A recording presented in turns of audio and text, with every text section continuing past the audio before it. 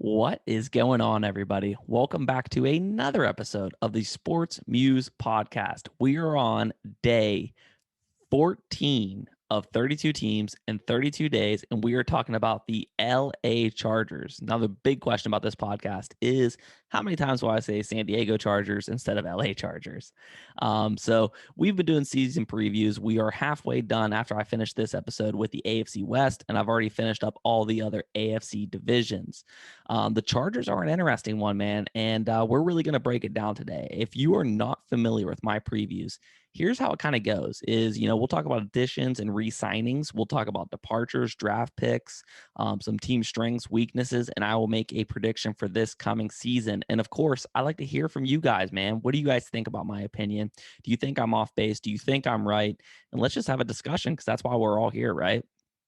So let's talk about it. Last year, the Chargers finished 7-9. On this very podcast, I predicted they'd go 8-8. So I was almost right, off by one game. And it's going to be an interesting season because they had some more bad luck. When you talk about bad luck for an NFL franchise, the Chargers are at the tippy top of that list because it seems like all the little things that can go wrong always go wrong with this franchise. And you're just hoping this is the year that it all turns around. When we talk about additions and re-signings, the Chargers have brought in Jared Cook, Matt Filer, Corey Linsley, Kyler Fackrell, Michael Davis, and Ryan Smith. I like the Jared Cook addition. I think he's a solid guy who probably kind of is a little bit underrated because he doesn't bring that Kittle, Kelsey kind of element, but he is a very, very good pass catcher. Matt Filer is a very solid piece to put on that offensive line. So I do like some of the pieces that they decided to bring in. As far as departures, they lose Tyrod Taylor, Hunter Henry, Forrest Lamp, Trey Turner, Dan Freeney, Mike Pouncey, Melvin Ingram, Denzel Perryman, Nick Vigil, Casey Hayward, and Raeshawn Jenkins. When I look at this, they definitely lost more than they brought in as far as just free agency wise. And we'll talk about the draft picks in a second. They lost some firepower on that offensive line with a Turner and a Pouncey, a Lamp. Hunter Henry is a guy who is extremely talented. We all know that. But the guy can't stay on the field. So, as far as that goes, I think Jared Cook kind of washes that out. I'd probably rather have Hunter Henry's younger, but Cook definitely stays healthy way more often. Melvin Ingram really dealt with some injuries recently, but he's been a guy who's been a Pro Bowler for this team. So it's going to be interesting. Casey Hayward, another pretty big loss along with Perryman. When we go to draft picks, I really liked what the Chargers did in this year's draft. With their first round pick, they get Raeshawn Slater. He's a guy who, in a different draft without a loaded, wide receiver group and quarterback group, probably would have been a top 5, 6 pick. And there were some people that thought he was the best offensive line, better than Penei Sewell. Slater, the fact that he fell all the way down there, that has to be an absolute dream scenario if you're a Chargers fan, because now you have that tackle that's going to protect Justin Herbert, your franchise quarterback for the next 10, 12 years.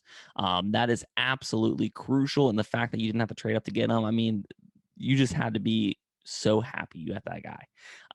With a second round pick, they get Asante Samuel Jr., who is a guy who, isn't a high end athlete. When we look at, Caleb Farley from Virginia Tech, definitely, he was a way better athlete, but he went up a little higher because of that athletic profile. But I think Asante Samuel Jr. plays the position just as well as anybody in this draft. He's very crafty. He grew up around the game because of his dad, Asante Samuel. So I really like the pick. He's very heady, and he kind of reminds me of a Chargers corner because I feel like that's the kind of breed that they like. Not so much the twitched up athlete as much as the guy who actually knows how to play the game. Josh Palmer and Trey McKitty. I love the Josh Palmer pick. They get another huge target out there for Justin Herbert. And you know what I mean? Eventually, probably when Mike Williams leaves, I think he kind of fills that role, and he actually might do better than a Mike Williams does. As far as team strengths are concerned, so when I look at this team, it has a really nice mix and a nice feel of established stars like Keenan Allen, Joey Bosa, Chris Harris, and a lot of like budding stars that are right there on that brink, getting ready to come through the door. Justin Herbert, Kenneth Murray, Darwin James, Nasir Adderley. A lot of those guys, I just like this roster as a whole. Of course, they still have some pieces they're trying to figure out. Who is going to those budding stars? Who's actually going to become a star or a superstar? Who's going to stay kind of at that level with the rest of their career?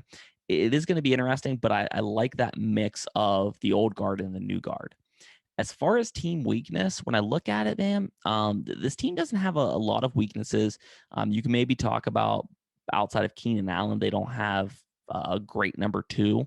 But when I was kind of looking at it, I think the biggest thing that jumped off the page to me was they don't have a lot of pass rushers outside of Joey Bosa. Ingram for years, it was him and Bosa, coming off the edge together. Both those guys just racking up the numbers. Ingram's been a little beat up. Bosa's, had a little bit of injury issues. But I'm curious who's going to step up, whether it's on the outside, whether it's from the interior. But they're definitely going to need that extra pass rush help to protect that back end. And maybe it, boils down to this year. They kind of have to manufacture the pass rush a little bit through blitzes, getting a little creative on the defensive side. That I'm not sure. You know what I mean? I think it's something where they feel, hopeful. They think they have some guys on their roster. That's always to be seen. As far as biggest question marks, I think, you could obviously say, does Justin Herbert continue to grow? We see sometimes the year two for a quarterback, they take the leap. Some of them take a dip down. So it's always going to be interesting. But I'm going to go in a little bit of a different direction here. And my biggest question mark is, can Derwin James stay healthy?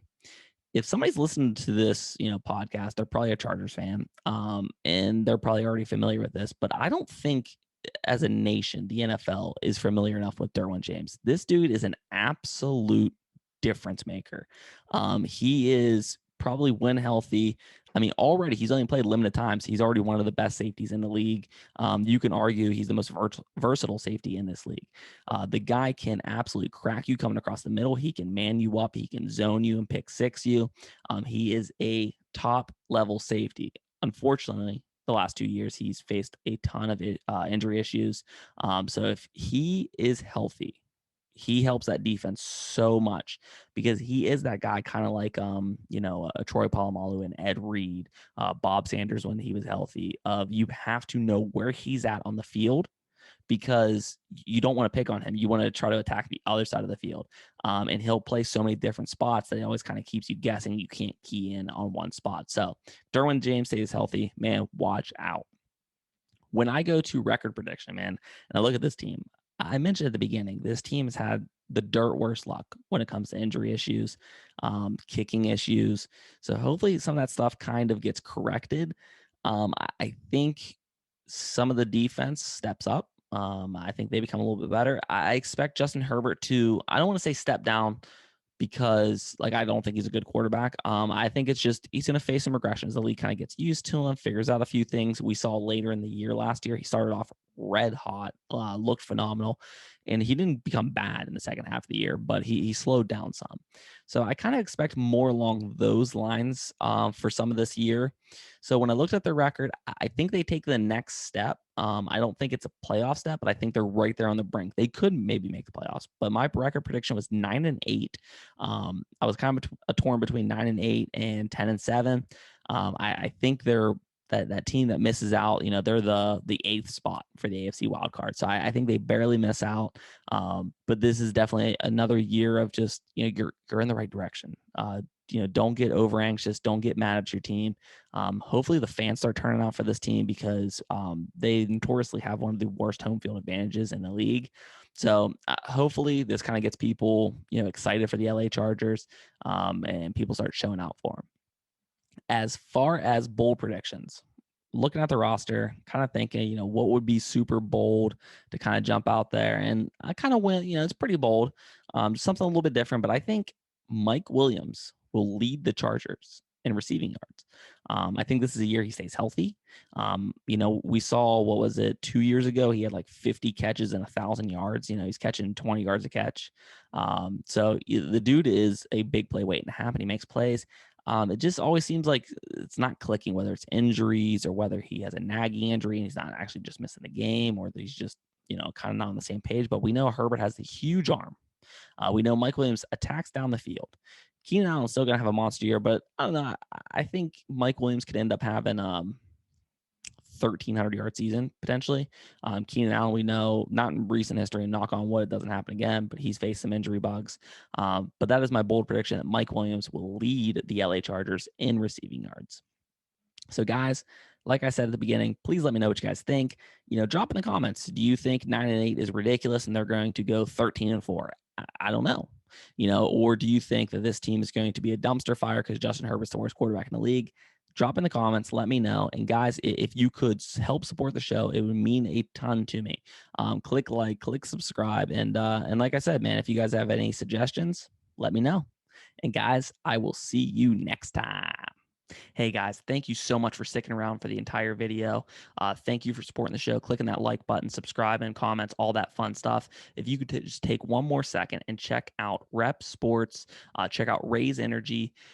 They are partnered with this podcast. They are help supporting me. So if you go and check them out, it's the best tasting energy drink on the market. 100% guaranteed. They have supplements, protein, pre-workouts, recovery, all that stuff. If you guys check them out and you use promo code SportsMuse when checking out, you get 15% off of your order. And who doesn't like, some money off of their purchase? That's awesome. So definitely check them out. And like I said, it helps support me. It helps support them. So please check them out, guys. And thank you again so much for sticking around.